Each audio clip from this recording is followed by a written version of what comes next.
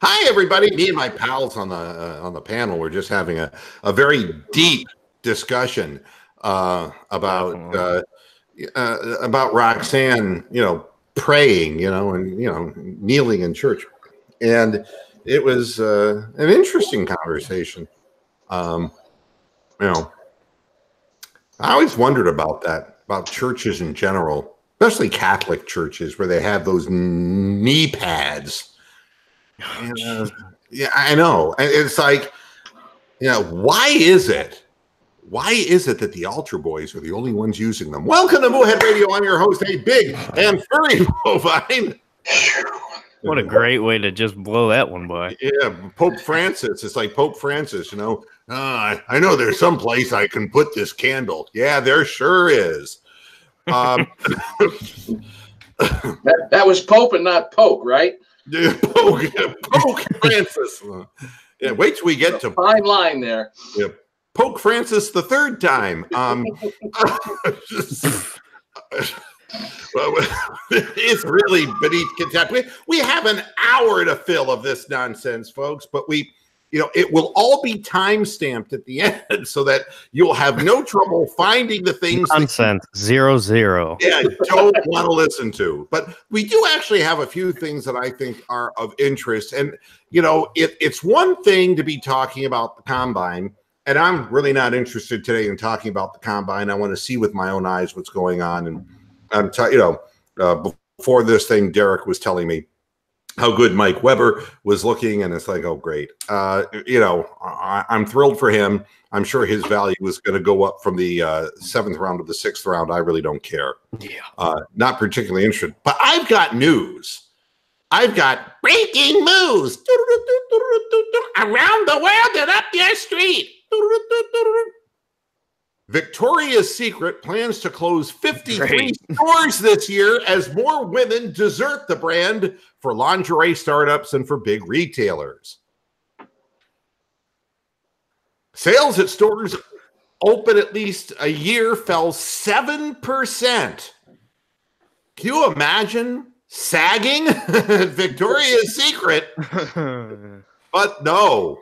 You know what the interesting thing is? They're losing their market share of teenagers, of younger people. And they try with their pink brand and all to do something to get into the younger market, but the younger market has deserted them, leaving behind, Derek, only the MILFs.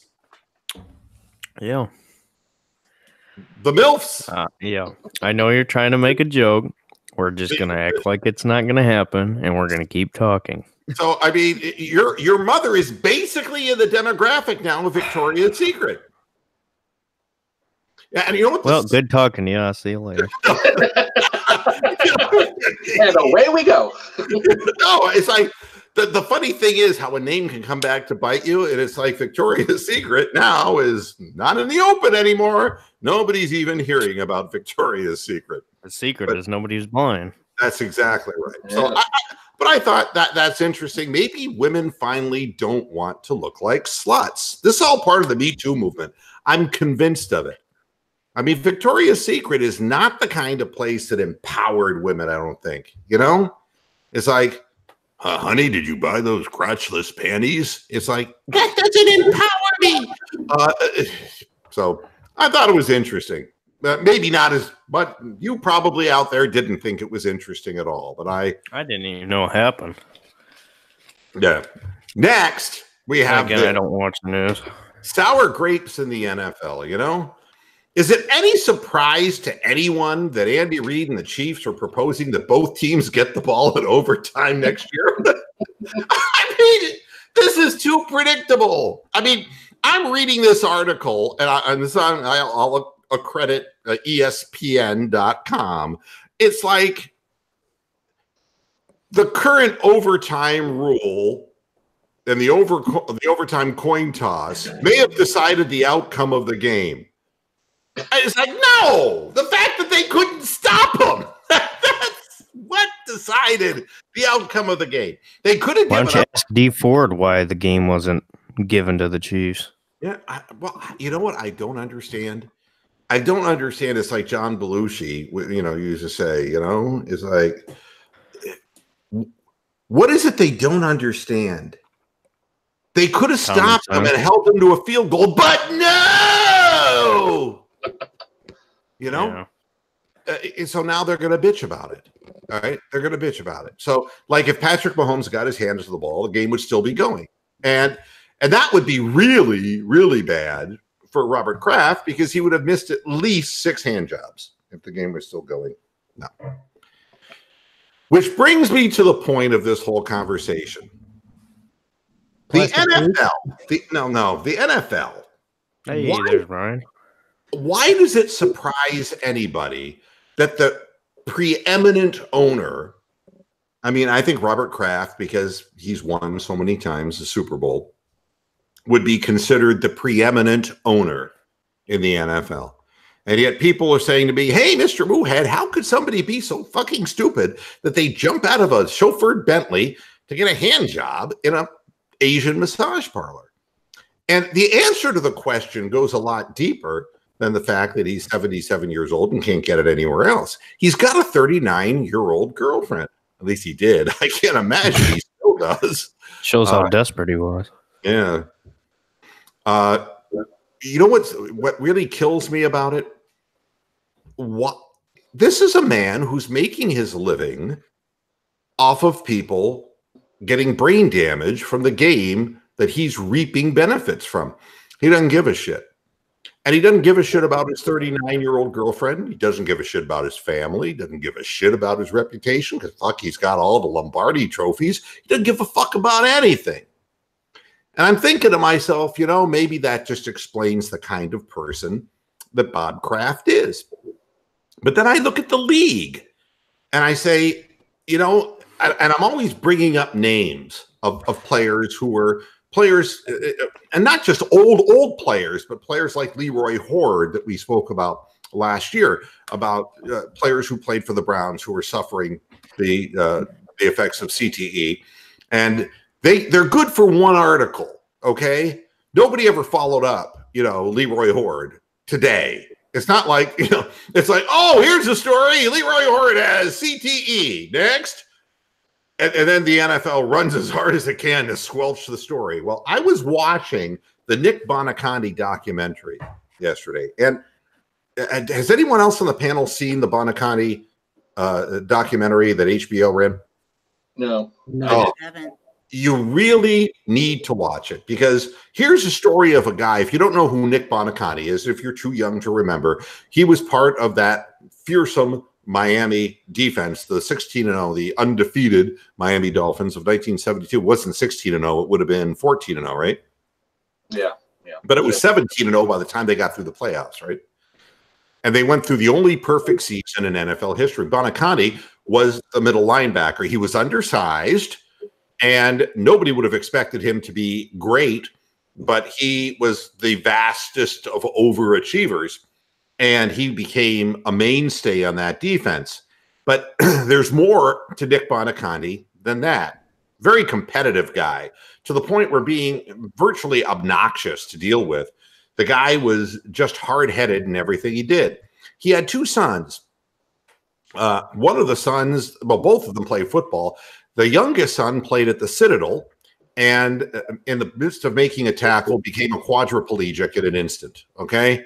He became paralyzed for the rest of his life without the use of his arms or legs. And Bonaconte, Nick Bonaconte, went on after his NFL career to do things rarely accomplished by football players. He was a lawyer, and he was the president of a Fortune 500 company, and he was on the NFL HBO NFL show, which was called, still is, as far as I know, This Week in the NFL. What was it called? The HBO. I don't remember. I just remember the host was Brian Gumble. No, I mean, originally it was Len Dawson and Nick Bonaconte, okay? Oh. And then Chris Collinsworth, that's where Collinsworth first got his initial broadcast start. You're talking about way back in the 80s. Thank you. Inside the NFL. Thank you. Our non-football person knows that. because she's quick with her fingers. That is true. Yeah. Google is your friend. Google-mania. But is she Robert Kraft quick with her fingers? Oh. Derek, your thoughts. Hey, Shun-Yi, let your fingers do the walking. So Buoniconti was on that show for 23 years. All right. Nick Buoniconti was elected to the Professional Football Hall of Fame. Right. And I mean, the man is as accomplished as they would come. I mean, if you wanted to look at a guy who not only played football, but did many other things, he would be the one. He started a foundation for paralysis because of his son, Mark, who had, had that horrible incident at the Citadel, and raised over $500 million as far as for research into paralysis. So all of these things make him an interesting person, except in the last half hour or 20 minutes of the documentary, we learn that he has CTE. We learn that he is not only of diminished capacity, but he can't walk by himself anymore. He was diagnosed at 73 years of age. Now he's 78, 79 years of age. He doesn't remember a lot of pivotal things in his life. During his interview, you see him getting tongue-tied, confused, and stopping sometimes and saying, "I'm sorry, I know I'm being incoherent." He's at that point where he recognizes all that's wrong with him, but there's not a thing that he can do about it. And what he said was, his son, Mark, said, "My father loves the game." He goes, "Can you love a game like this? Could you hate it? Could you love it and hate it at the same time?" He goes, "But the way I look at it is, it made a quadriplegic out of me, and look what it's done to him." And when posed with the question in his current state, Buoniconti said, "Oh, I love the game, but I can't say the same about the owners." And he said, "We are the ones who paved the way to make the NFL what it was today." They'll sit there and the hallowed 17-0 Miami Dolphins, perfect season. It's all part of the cherished history of the NFL, but none of these people are getting help. Now, it's Nick Buoniconti's privilege, in essence, and luck and fortune that he made money doing lots of other things after his football career that have paid for 24/7 health care. But the bottom line is the game did this to his son, the game did this to him, and the owners kept getting richer and gave nothing to the players who built the foundation of the game.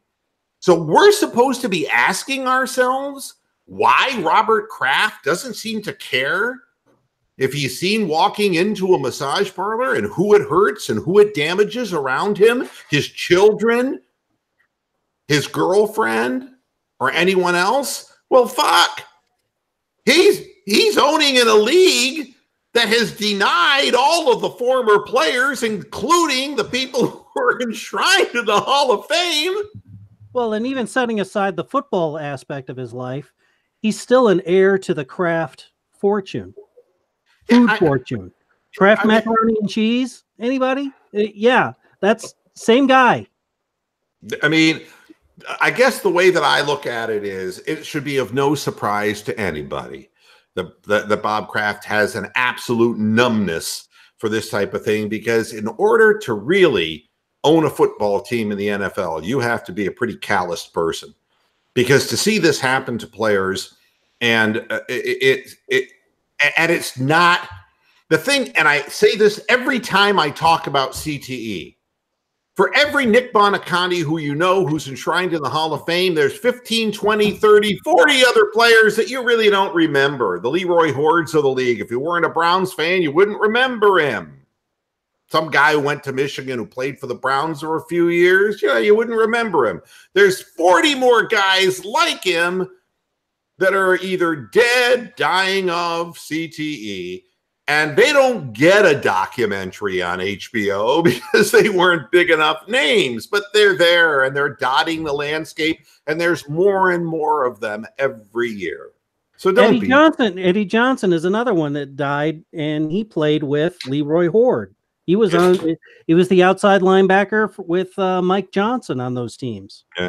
It's just a sad thing, and it shouldn't surprise anybody. And I know that the fans don't care. I know.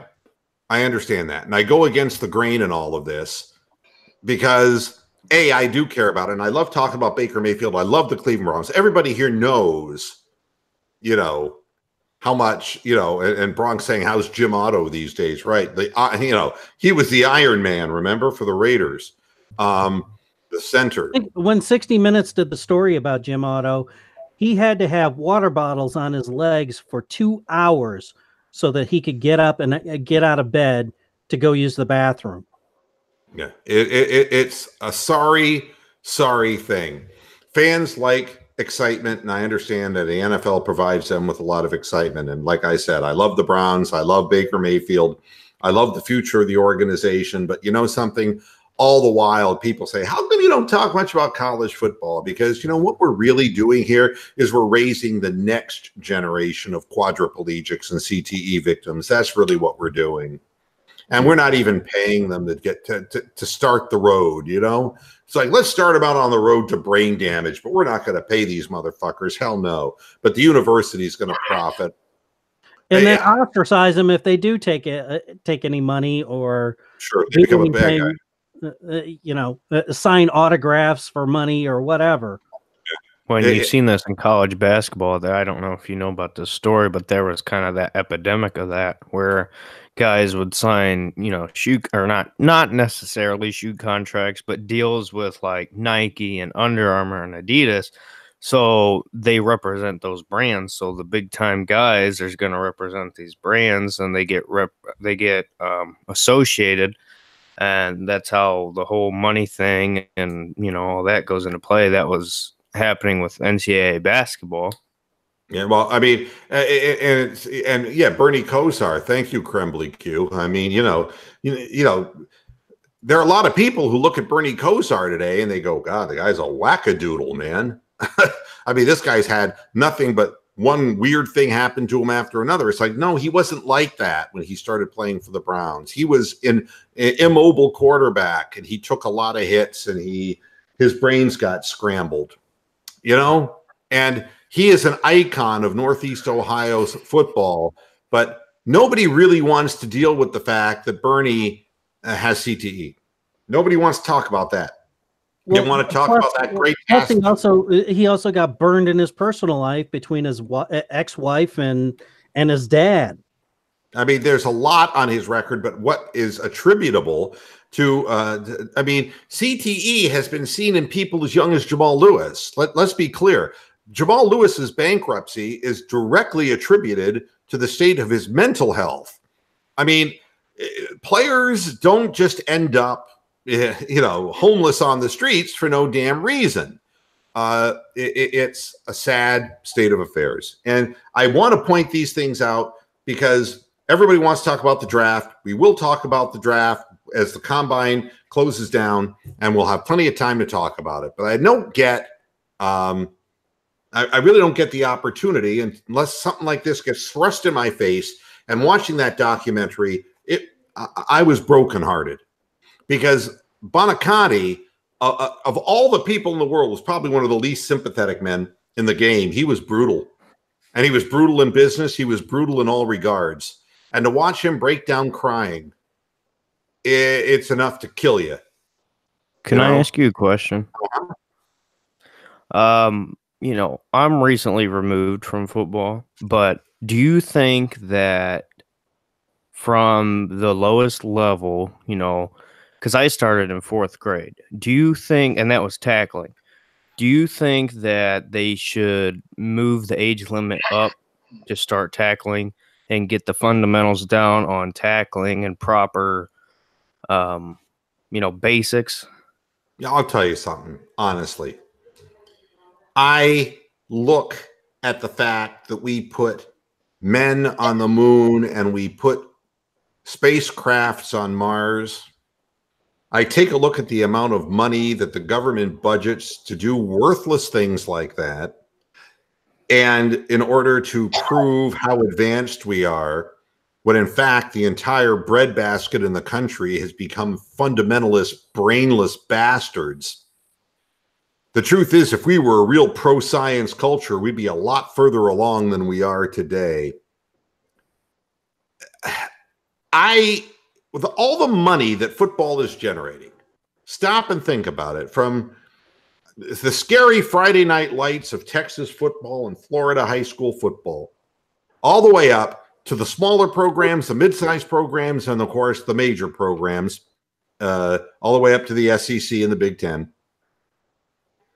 And you look at all the money that's generated in NFL Sunday ticket sales through DirecTV, through ticket sales for the teams, through merchandising from the teams.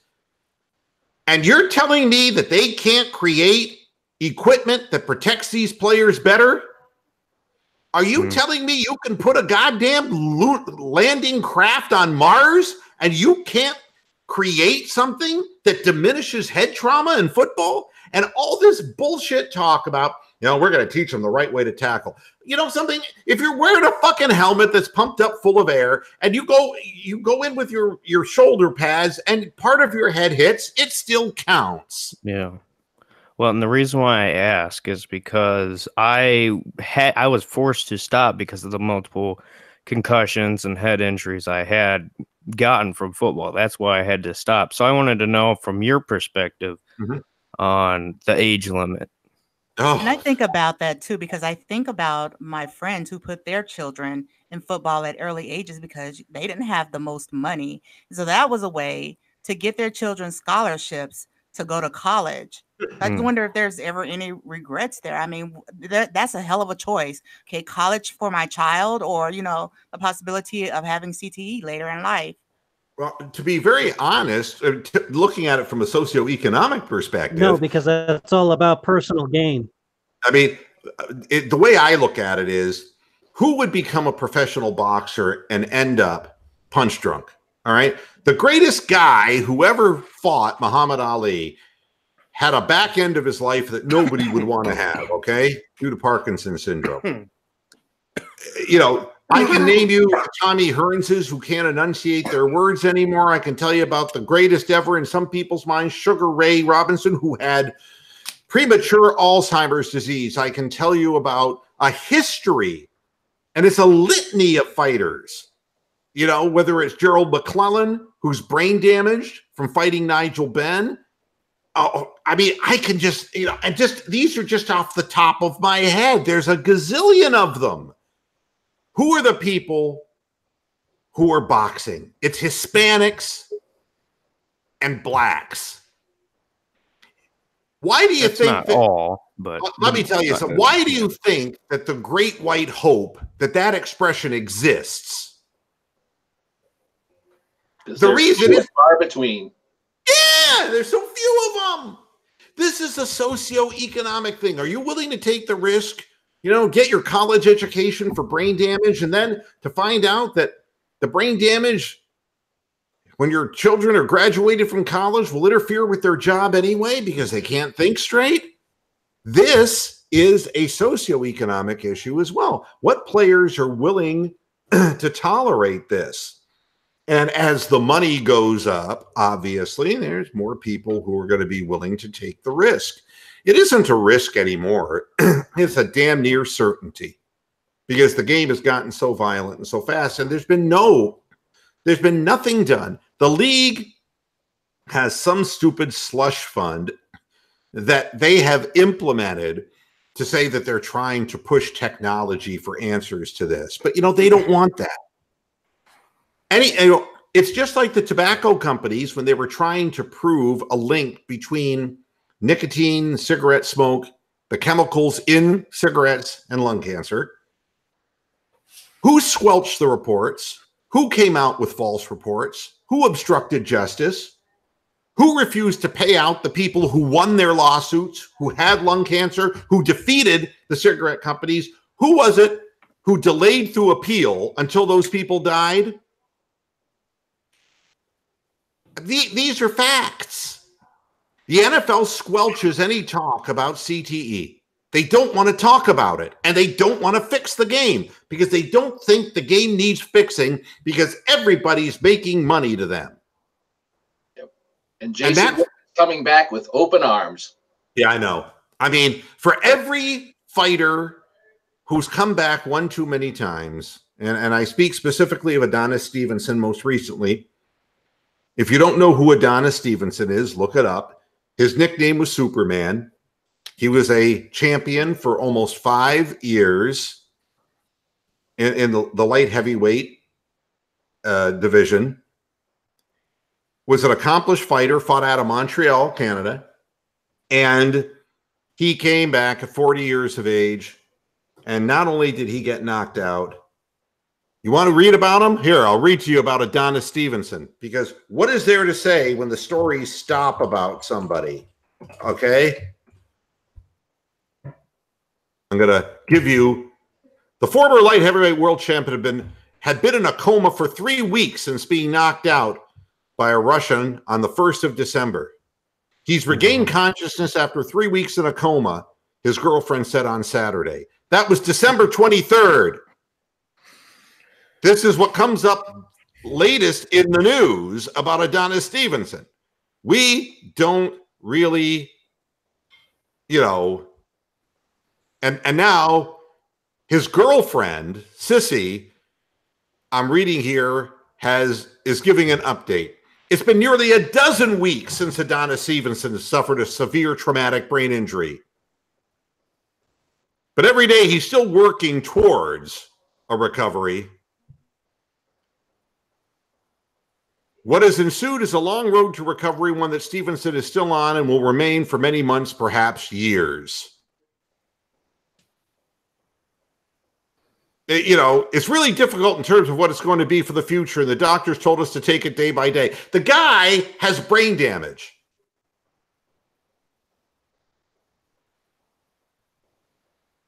He can speak maybe a few words. And they consider that incredible under the circumstances. He was 50-50 whether he's going to live or die. And why does Jason Witten want to come back? It's the same lure, because they can't stay away from the crowds. It's the love of it that blinds, the common sense part. If you never saw the movie North Dallas 40, watch it. Nick Nolte, Mac Davis. And the thing that Nick Nolte says in the movie is so true. He says, you know something? It's when I'm down on the field and injured. And it's when all the eyes are on me and I'm on the ground and I'm hurt. That's really when I feel my best about the game, about myself. It's an adrenaline rush for a lot of guys. They miss it. It's that high of being in that environment and, making a big play or whatever. It's that whole missing that aspect of it that they crave and they need. It's like a drug.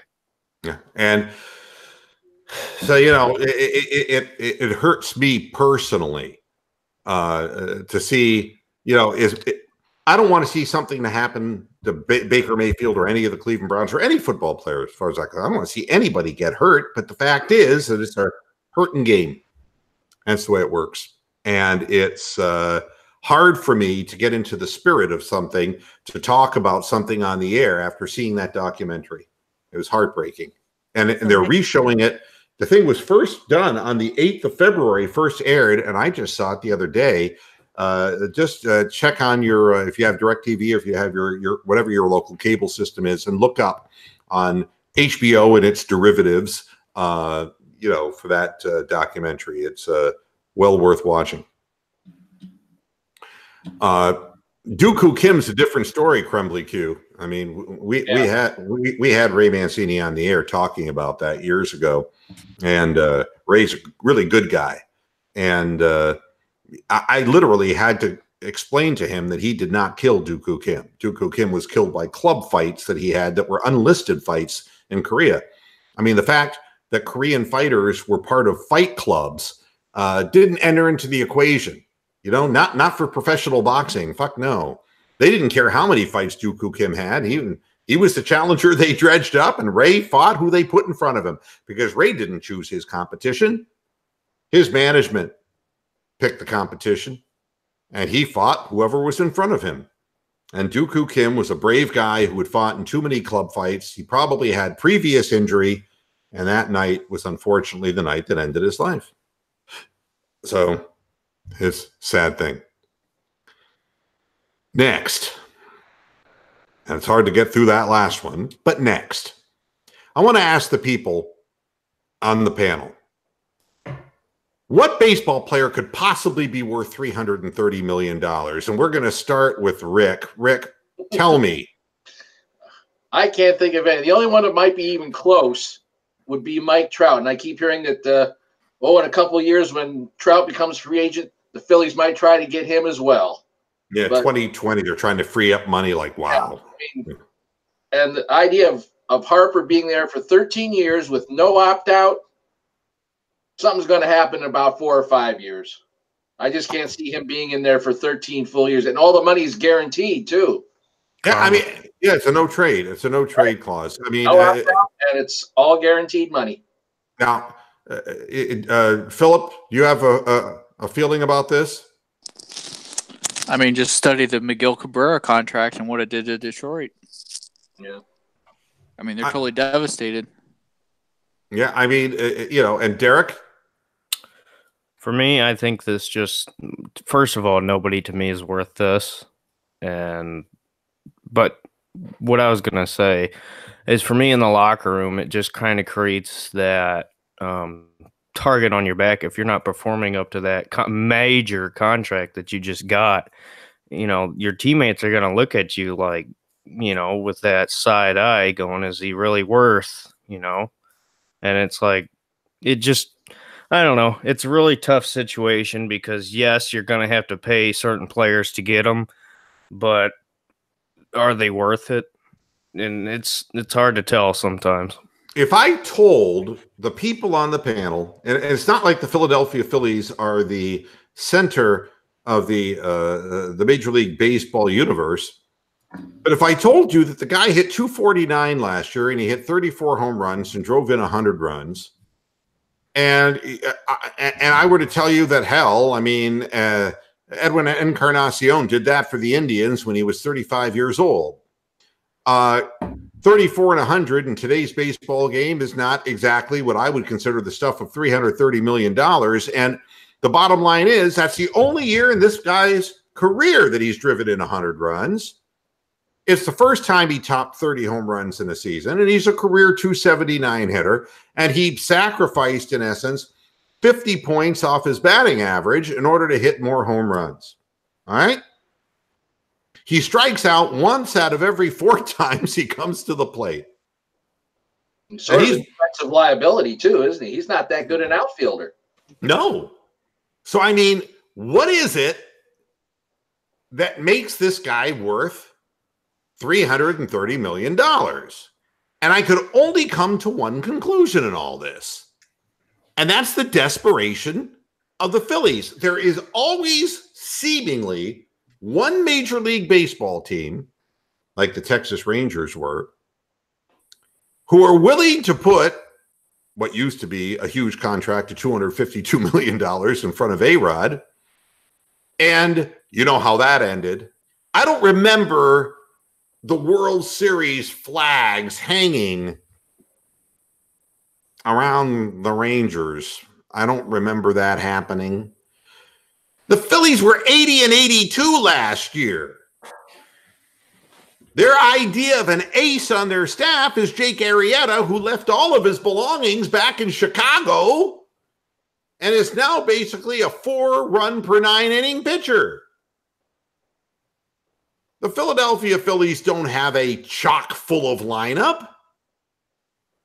They're not close to being the best team in baseball, but one thing I can tell you, they only had an $104 million payroll, which fell way, way short of the major league average, and they've been stockpiling money by losing. In fact, they haven't had a top 3 payroll since 2013, which was the last time they fucked up by choosing the wrong high-priced players, because you don't remember the Phillies either winning the World Series, do you? Do you think this is kind of like the Kirk Cousins of baseball, where it's like the aspect of, oh my gosh, it's the, piece we need. And then it's like, well, you got to give up this huge contract and it might not even work out as good as you thought it would. Where truth and opportunity converge, there's always a dumb buyer in Major League Baseball. There's always a team that will, for some godforsaken reason, overpay a player who couldn't possibly be worth it. And, and it's this, and we've proven to our fans that we're serious. Serious about what? I mean, I don't know in a single instance in Major League Baseball. I remember when Gaylord Perry, what did he win? He won 23 or 24 games for the Cleveland Indians in a season like in 72 or 73. And the Indians probably didn't win many more games than that the entire year. I mean, it's like he was the best pitcher, but it didn't do him any good. I mean, one guy isn't going to get it done. I mean, look, look what we got. We got Lindor, it's not that the Indians, and look at the pitchers we have. We got Kluber and we have Carrasco and we have Bauer and I don't remember the World Series flag flying at Progressive Field either. This is one guy, $330 million. And you know what the owner said before free agency began? We've got a lot of money to spend. Stupid about spending money. We're going to be stupid about this. That's right, Rick. We're going to be Scott Morris came in with Harper and said, hold my beer. I see Machado's money. I think I can top that. My God, that's got to feel better than Bob Kraft being filleted in a massage parlor. I mean, can you imagine? That's like an all-you-can-eat buffet for a sports agent when you hear that kind of shit. Do you think Harper's kind of laughing, going, man, I can't believe I mean, I guess you could say manipulated them into making this contract as big as it was? He's taken a huge gamble in the past. I mean, he turned down reportedly $300 million before to stay in Washington. So, I mean, he's been banking on a huge payday for a long time. I mean, he stopped going to high school after a couple of years with his GED and played like 1 year of junior high school baseball. I mean, he's been banking on something like this for a long time, and it paid off huge for him. Well, again, there's always seemingly that one team. And unfortunately, it's always like one player. Just like it was A-Rod before. It's always one player who gets this lopsided kind of deal.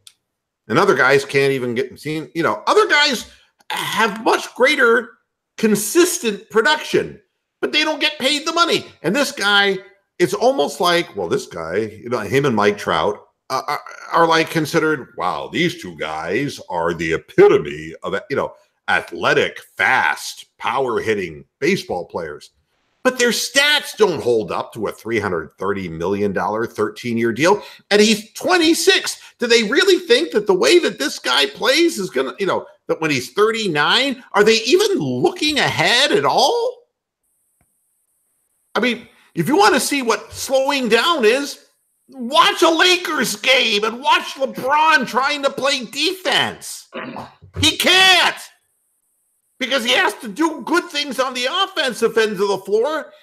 And right now in the regular season, man, when he's surrounded by a bunch of guys who don't know what the fuck they're doing, he can't put out like he did.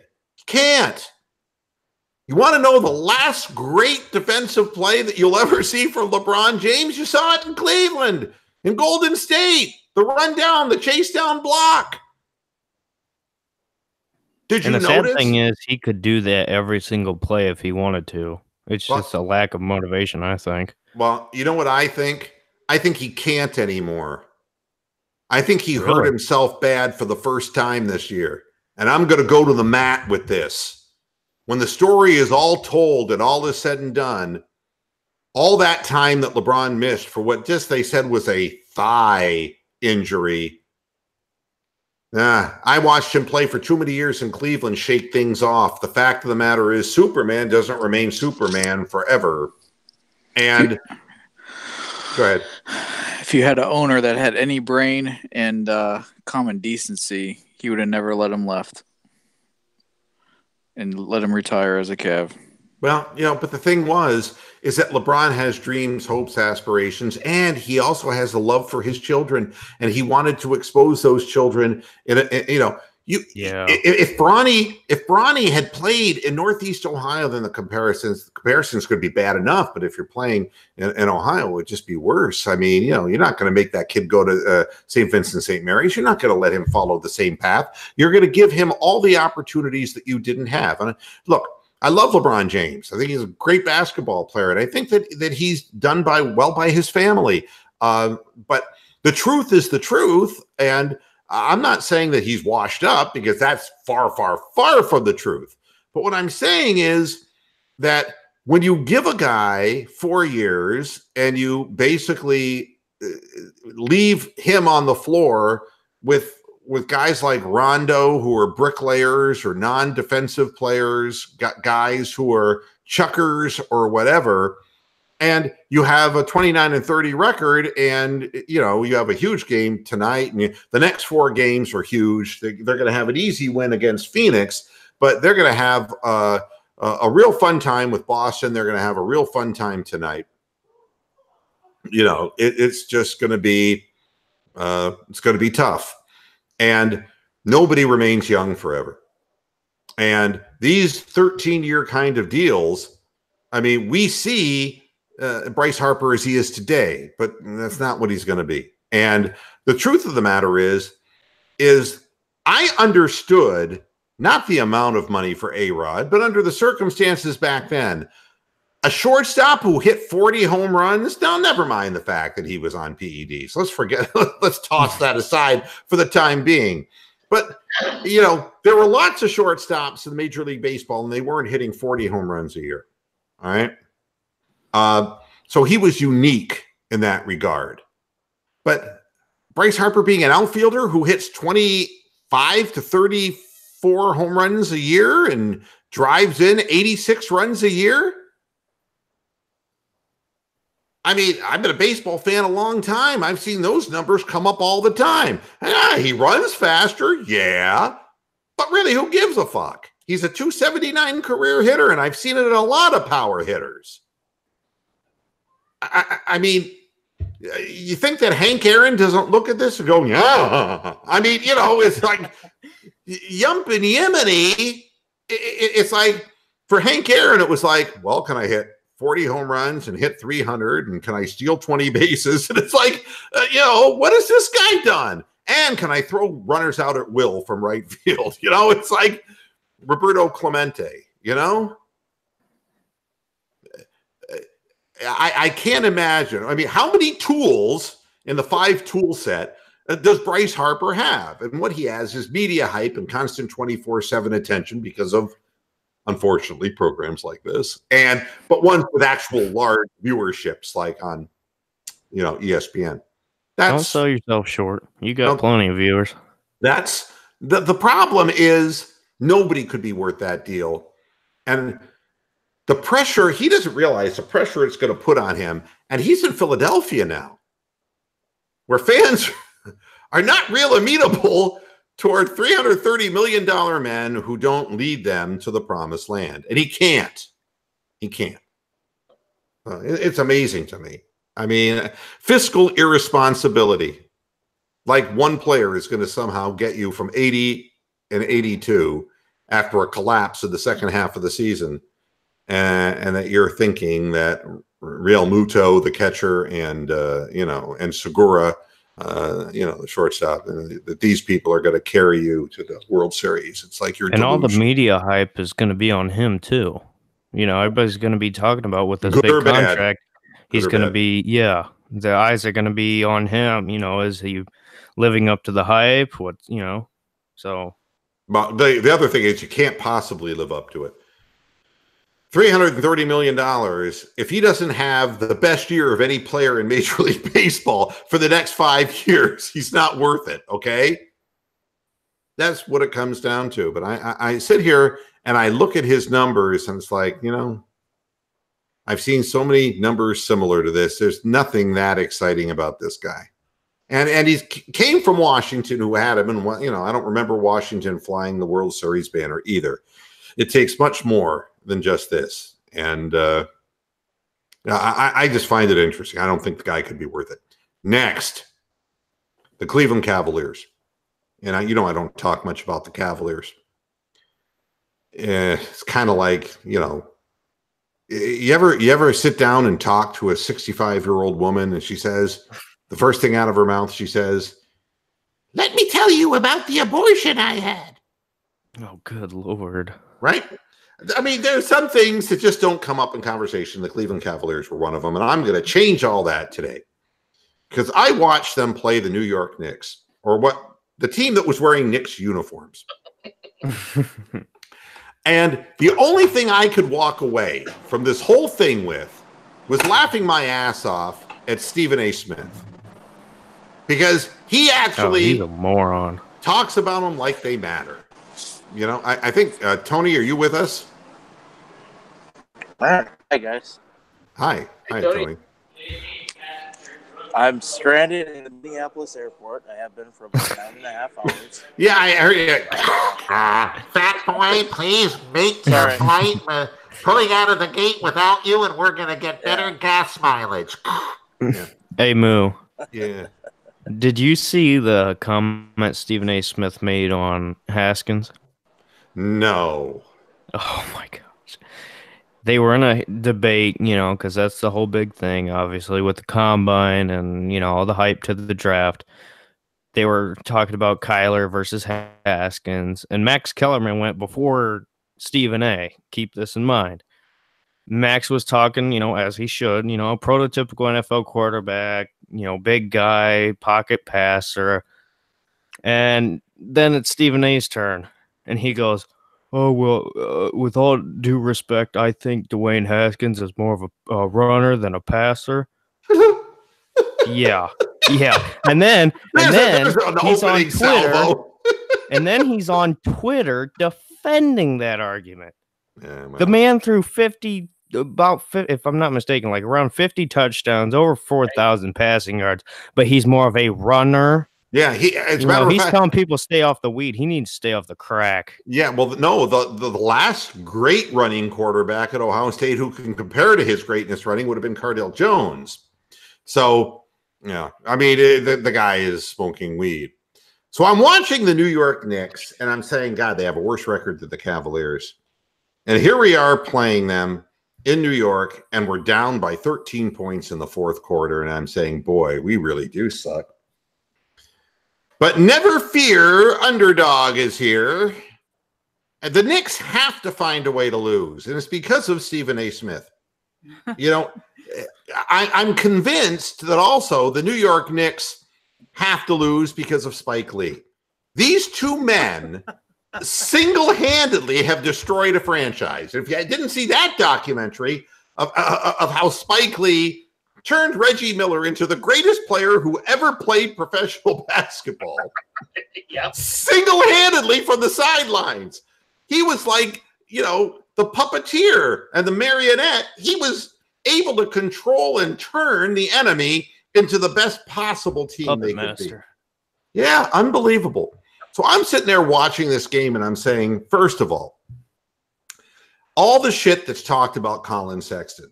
Statistically, metrics, he's the worst player in the league. And, he's terrible. And it's like, well, yeah, he's 19, now 20. And, yeah, he only played 1 year at Alabama. And, yeah, he certainly is not a pass-first guy. And certainly nobody's going to state that he is, duck soup in the league. But the guy who got picked one position behind him, Kevin Knox, if you haven't seen him, he's a guy who looks like a truck backed into his face. If you haven't seen Kevin Knox is the kind of guy who would have his picture removed from Match.com if he even tried. Does he look like George Mirasan? Remember how Mirasan looked all... All I can do is just look up Kevin Knox's photo, and you'll be sitting there saying, what the fuck happened here? Is this fetal alcohol syndrome? What in the fuck happened to him? But only the Knicks could pick this guy at 9. All right. Only the Knicks, with their incredible history of picking the wrong people in drafts. Kevin Knox, if you think that Colin Sexton is not particularly good, here's what one position, and I'm going to compare stats for you, but one position in the draft, and tell me who the worst is in this scenario. Here we go. This is this season. 41% from the field for Colin Sexton, all right? Which ain't nothing to be laughing about because he needs to work on his jump shot. But 39% from three, 84% from the free throw line, all right? He's averaging 15.1 points per game, all right? Now, let's take a look at Kevin Knox. He's averaging 12.5 points a game, 36% from the field. That doesn't keep you in the league. 33% from three-point land. Put a blindfold on him and point him in the right direction. 72 the bird box challenge. Yeah, 72% from the free throw line, which means he shoots free throws no better than LeBron, except LeBron does everything great and Kevin Knox does nothing, even good. And what did he do in this game against the Cavaliers? I don't know. He was like, I don't know what he was doing. He was like anesthetized. And down at the end of the game, the Cavaliers are down, and the Cavaliers come back. And who leads the Cavaliers to victory? According to every guy on the team, including Kevin Love, it was Colin Sexton. It's like the Knicks are just, you slap your head and you say to yourself, God, we're the Knicks, But that's not what Knicks fans are doing. They're going, please, would you keep Spike Lee out of the building? And Stephen A. Smith, would you fire him from ESPN? When we get rid of these two guys, the Kevin Knoxes will stop coming to New York. It's unbelievable. And I don't know how they have a job. Do you realize that the Cavaliers beat them in Madison Square Garden? Madison Square Garden just lost its luster. Clyde Frazier, who does, former Cavalier, but really the former New York Knick, Walt Frazier, doing the broadcast for the New York Knicks, I could see him wearing his little fur coat, walking out, and saying, this place ain't special no more. It's like, it isn't. It's like everybody walks into the Garden and thrashes them, including Colin Sexton, who rubbed it in with a one-man fast break in which he juked the guy to the left, put the ball behind his back, and laid it up on the rim, and it went in. And it's like, my God, Colin Sexton can't finish a sentence. And he finished an end-to-end fast break all by himself. It's like, oh, my God. God, are they bad. The New York Knicks are incredibly bad. The Cavaliers have suddenly won, what is it, like 4 of their last 6 or something like that. And it's like, granted, they're beating teams that are like the Phoenix Suns and that are kind of like themselves, but they're getting better. The Cavaliers, with Kevin Love back on the floor, this Cavs team can't come back from 13 points down. It's not possible. But you know who comes alive in Madison Square Garden? Jenny Osmond. I mean, it's like Donnie Osmond would come alive in Madison Square Garden, for God's sakes. Marie Osmond would just wipe the floor with the New York Knicks. Paper roses. It's terrible. How can you be a New York Knicks fan right now? I mean, it's hard enough being a Cleveland Cavalier fan. Drinking probably helps. Yeah. And the thing was, you could be anesthetized like Kevin Knox. I mean, going back and forth. In the third quarter, it was like the Cavs had the lead, the Knicks had the lead. The Cavs had the lead. Then the Knicks took over the game. And fucking Spike Lee, man, the second he starts cheering, I mean, do you know how embarrassing it is when Jenny Osmond does a complete spin move and hurls the ball up with his left hand and it goes in? And every fan in the Garden, instead of looking at the Jumbotron to see the move, they're looking down at where Spike's seated. Get out of here! They got to trade off between Spike and Dolan, probably staring at him. It's like, Spike, do the right thing. Get the fuck out of here. Unbelievable. So the Cavaliers came back and won the game. You never seen such happier Cavs in your life. You know, they won in New York. They don't win anywhere else, but they've won all 3 games. Do you know the Cavaliers won 15 games this year, I believe? And 3 of them are against the Knicks. We need to pad the schedule. Yeah. It's like Christmas, man. You go in there and you play. It's like unbelievably bad. I mean, it was like the Suns. Unbelievably bad. Do you think the Knicks are going to be able to lure top prospect in? Because they have, if I'm not mistaken, they have those 2 max contract spots. You know something? I'm trying to think of who the happiest man in the world is. And it's got to be Porzingis for getting the hell out of there. Has to be. And by the way, that's Tony, how the league is gonna. It's how the league is gonna script it. They're gonna get Zion, then all of a sudden Kyrie and Durant are gonna go to New York, right? Because it's the Big Apple. The league has to have the top markets. Yep.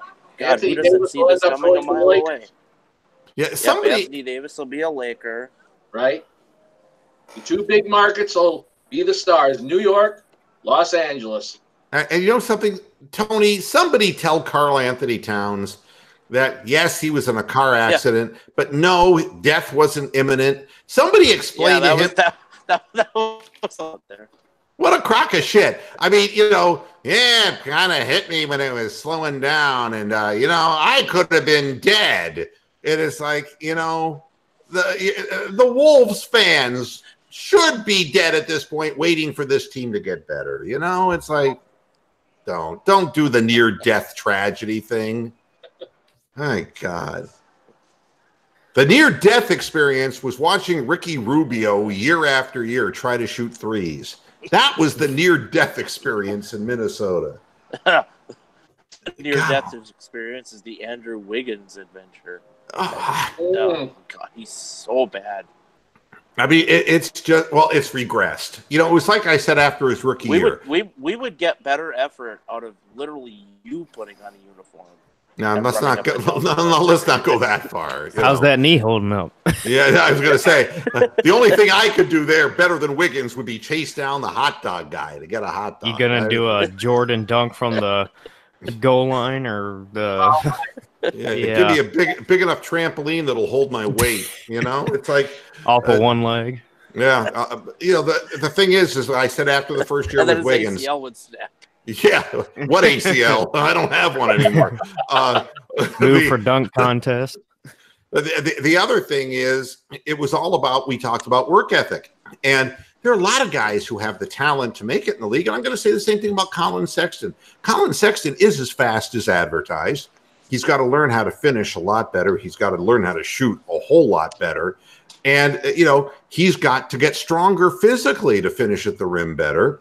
And he's going to have to really work hard on his game.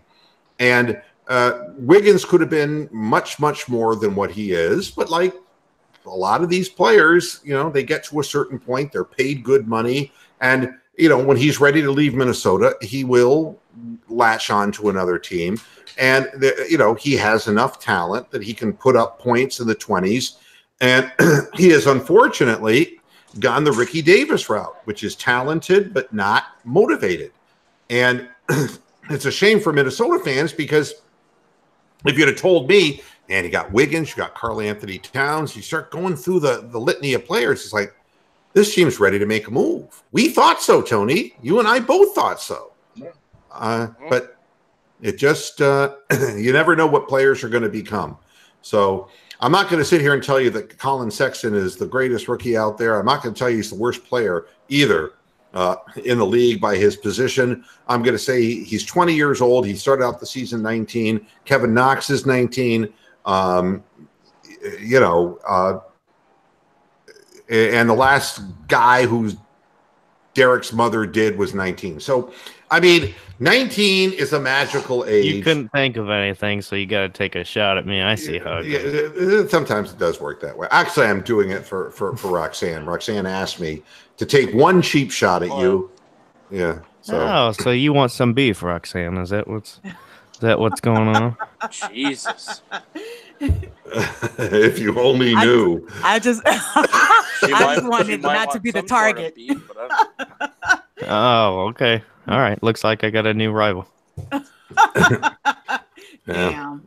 You want me coming after you with the roast of war? No, please, no. I mean, it's not hard. You collect dolls. Good Lord. That makes me cool. In what world? In everyone's world. In Steven's world, maybe, but not in reality. Not Steven, please. He's not here. At any rate, so this is how an hour of sports talk goes if we don't talk about the NFL. We will be talking a lot about the NFL come Monday because it's, it is combine time and there's going to be all this hype. We'll try to separate the reality from the hype and, and make some sense out of it. It was a refreshing show. It was a refreshing show to listen to. I like the NFL, but I can't do the endless fucking. It is ad nauseum. Death of Wisconsin. Yeah. It's like call it or Trayvon Williams from Texas Tech, running back. He might be a 7th round pick, but by God, does he look good in shorts? It's like yeah, exactly. Colin Cowherd evaluation there. Yeah, look at the bulge in that guy. Holy cow, he looks good. Quarterback. Yeah. So at any rate, that's it for this show, and I appreciate my panel as always for hanging in there. And you never know, but when Roxanne actually starts making sports-oriented commentaries, history has been made. She's already surpassed Brittany.